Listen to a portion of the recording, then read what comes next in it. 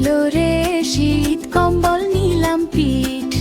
রোদ্দুর মামা হাসে গরম গরম পাশে শীত এলো রে শীত কম্বল নিলাম পিঠ রোদ্দুর মামা হাসে গরম গরম পাশে